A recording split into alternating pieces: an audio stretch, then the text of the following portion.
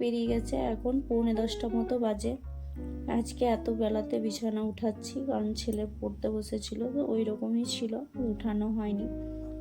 ও tuition গেল, tuition পাঠিয়ে তারপর আমি কাজে লেগে পড়লাম। বেডশিটটাকেও চেঞ্জ করে নিলাম। ওই যে বললাম গরম প্রচণ্ড, 2-3 দিন পর পর চেঞ্জ করাই ভালো, থাকতে ইচ্ছে করে না, এই জন্য চেষ্টা করি চেঞ্জ করার।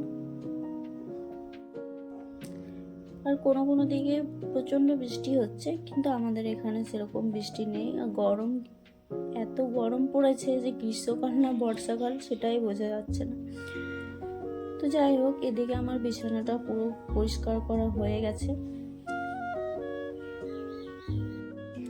আর ঘরের দেখবে যদি বিছানা চাদর বা বিছানা যদি সুন্দর থাকে না, তাহলে পুরো রুমটাকে কিন্তু সুন্দর লাগে।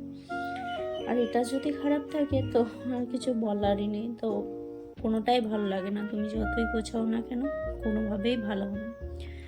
তো তারপরে এই যে ধুলোগুলো একটু করে পড়েছিল, সেগুলো মুছে নিলাম। আমার কাছে কোনো দামি আলমারিও নেই, তো এইগুলোকেই যত্ন করে রাখতে হয়। এই যে বক্সগুলো দেখছো, ঢাকা দেওয়া থাকলেও প্রচুর ধুলো পড়ে। তো আমার বেডরুমটা পুরোপুরি ক্লিন করা হয়ে গেছে, তো দেখে নাও, আশা করছি তোমাদেরও ভালো লাগবে। আর আজকে কিন্তু অনেকটাই দেরি হয়ে গেছে, তার জন্য আর ঘরটা এখন মুছলাম না, পরে মুছবো রান্নাটা করে। তারপরে এদিকে চলে আসলাম রান্না করতে। রান্না না করলে 12টার সময় খেয়ে আবার ডিউটি যাবে, সেই জন্য আগে রান্নাটা করে নেব। রান্না বান্না কমপ্লিট হয়ে গেছে। এই যে এবারে কিন্তু আমি ঘরটাকে আরেকবার ঝাড় দেবো, কারণ ঘর মোছার আগে যদি ঘর ঝাড় না দেওয়া হয় না, তাহলে কিন্তু ঘর পরিষ্কার হয় না, ধুলো থেকেই যায়। তো সেই জন্য সকালে একবার ঝাড় দিয়েছি, আবার কিন্তু ঘর মোছার আগে পুরোপুরি ঝাড় দিয়ে নেব। প্রতিদিন যদি একটু একটু করে কাজ করা হয় না, তাহলে কিন্তু এতটা চাপ লাগে না। আমি কিন্তু অল্প অল্প করে করারই চেষ্টা করি, একদিনে অনেকটা করতে আমার কিন্তু খুবই কষ্ট লাগে।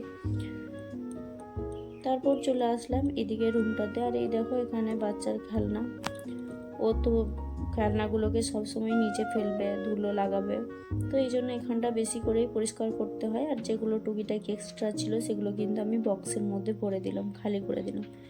একটু বড় হয়ে গেছে, কিন্তু খেলনা নিয়ে খেলার বয়স তো এখনো পেরোয়নি। আর যাদের ঘরে বাচ্চা আছে তারা তো জানে ঘর দোর পরিষ্কার রাখা কতটা কঠিন। একদিকে ঘর পরিষ্কার করা হয়, ওরা আরেক দিক থেকে নোংরা করতে শুরু করে। তো যাই হোক, এরকমভাবেই পেরোতে হবে। আমরাও একদিন ছোট ছিলাম, আমরাও করে